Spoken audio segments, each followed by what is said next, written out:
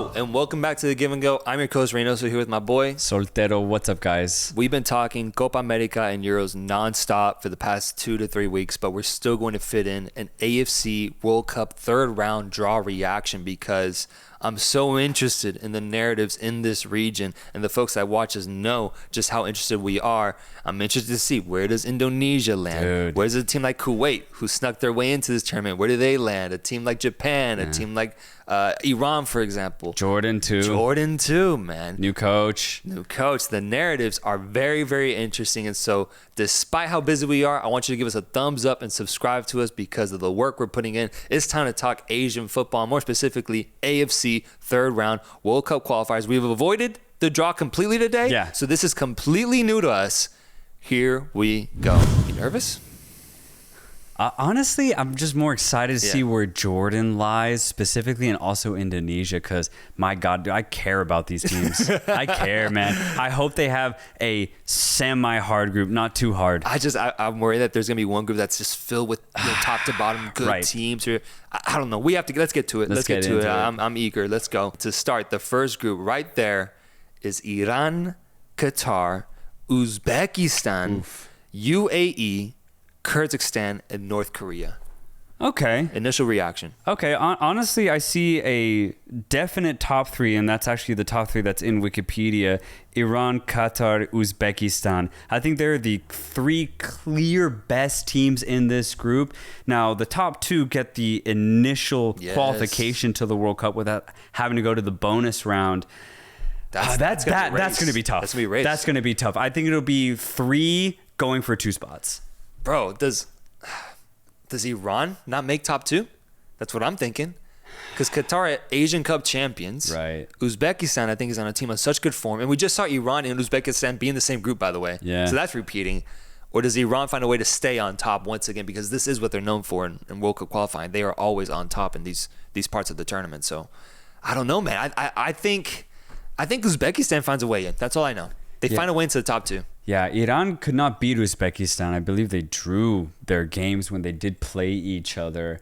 What's interesting, I do think the wild card is Qatar, though, right? They just won the AFC Asian Cup, and they honestly completely deserved it. They were fantastic. Their new coach, Tintin, has been amazing in reorganizing this Qatari team, getting new players into the fray as well, while still relying on, the players that still perform very well, like Akram Afif.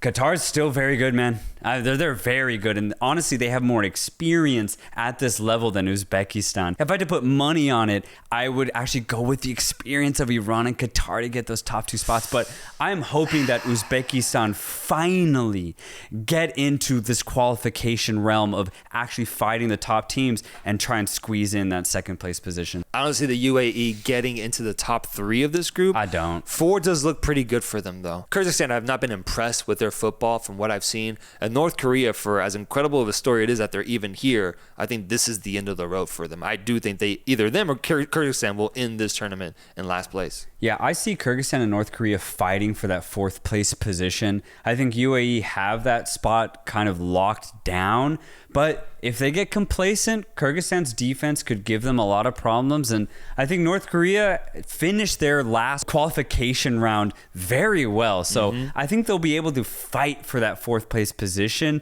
But I have the UAE getting into the 4th round. I agree with you there. Guys, let us know in the comments, how do you have Group A finishing off? Because this group is already off to an incredible start. Let's go to Group B.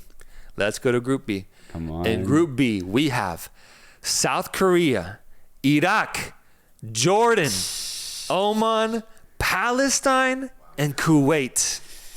Okay. Honestly, similar to Group A, I think there's a definitive top 3 teams here. Yeah. It's South Korea, Iraq, and Jordan will be fighting for those top 2 spots. Oman have shown to be very stout defensively. They will be tough to beat. I don't want to face Oman, honestly, if I'm any of those teams. And Palestine, I just think they're a wild card. I like Palestine. Palestine could show up, get a crazy 2-2 draw, or you beat them 4-0. Yeah. It's going to be one of the two, and you just don't know what Palestine team you're going to get. So they could play a factor as far as who doesn't get into those top qualification spots. And I honestly, I think I can safely say Kuwait finished last in this group. Who tops it? Yeah, I got to give it to Korea. You won't go Iraq? I can't go Iraq yet. This will be the perfect test for them to prove that they truly are the best in Asia outside of, I guess, Qatar, the champions, because this is an amazing group. Iraq are playing such good football, but again, the experience, if you consider there's 10 games to play, I'm aware. I think I'll go Korea. I got Korea getting third. Oh my God. I got Korea getting third. I love Iraq and Jordan way too much. The positive football that they play and the trajectory they're on. South Korea, if there's ever a time for them to disappoint at this stage, I think it's now. With what we saw at the AFC Asian Cup, where they ultimately disappointed. And on the flip side, Jordan actually thrived. And Iraq, I think their journey got cut short. I think it's time that we see a team overtake South Korea. I'm not saying South Korea gets eliminated. That's not what I'm saying. I just think they have to go to the fourth round to a playoff path instead. But I have Iraq and Jordan, two of the most entertaining teams, I think, in Asia, getting through on just an incredible 10-game series here. So that's my bold prediction. But like you said, I'm not going to be, won't be surprised whatsoever if South Korea ends up dominating this group, because that is what they're known to do. I also have Palestine getting fourth, by the way. I have Palestine getting fourth, by the way, because I agree. Because they can get blown out and they can stay in a match as well and do a shootout. Oman, I don't know that they can do that. I don't know if Oman can score a goal, if I can be honest. Yeah. I've seen their defense. It's good, but I really don't think there's much going forward for them. Palestine has that striker up top. I can't remember his name right now, but he was entertaining to watch at the Asian Cup. Mm-hmm. And I just think the energy they have, the emotion, everything behind this team, I think will get them a qualification to the fourth round. And that'd be an incredible story. Palestine getting through to the next round of AFC World Cup qualification. I'm going to be rooting for that. And I do think it happens with them getting fourth in this group. Kuwait, thank you for being here, but your journey is very short. Yeah, I'm so interested to see how Jordan and Iraq do, man, because this is the stage where they, in the past, just falter completely, right? This is where over the course of 10 games, they just can't maintain consistency. But I think the way that they presented themselves at this past AFC Asian Cup says otherwise. I do think this is finally the qualification cycle where both Jordan and Iraq prove to themselves that they are right in that top tier of Asian football, right alongside South Korea. Honestly, I have Iraq and Jordan fighting for that number one position. I just think the experience of Korea will get them through. But who gets that second place spot, man? That's going to be crazy. I'm a little worried about Jordan's coaching change, though, man. Truly. Amuta was perfect. He brought out that offensive flair in the Jordani side, and now he's gone. And it's kind of shocking considering that he took this team to a final. Yeah, man. Their first final ever. And he could have had just a big of opportunity to qualify for the first World Cup.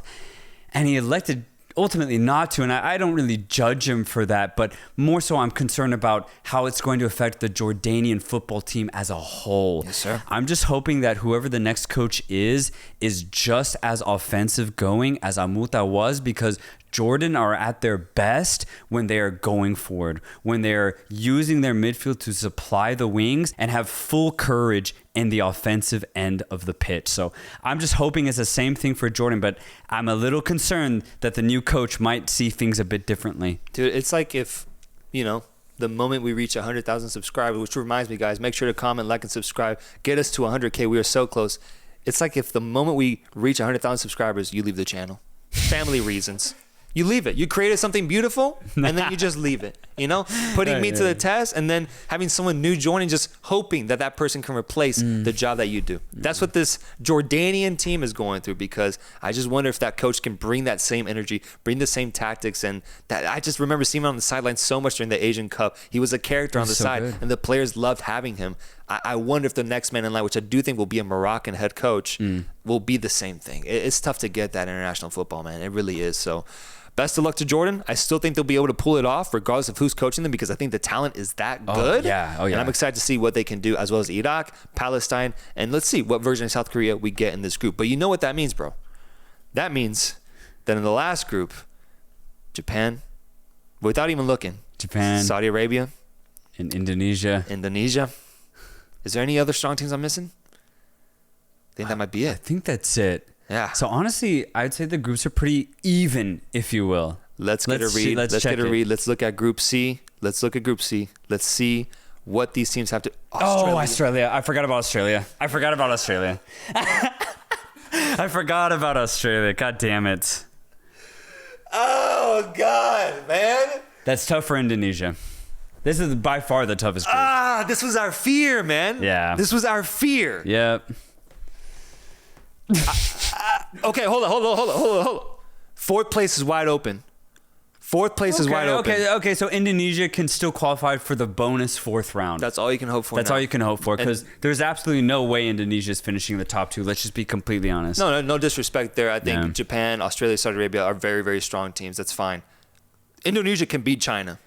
Yes. They can beat Bahrain. Bahrain will be tough. That'd be tough. Though. Bahrain will be tough. Bahrain's Yeah. probably the toughest mid-tier team out of all these three groups. And let's be honest. Okay, now let's say this: out of those three teams, Bahrain, China, and Indonesia, who's more likely to get a surprise result against one of the top three teams? Japan, Australia, Saudi Arabia.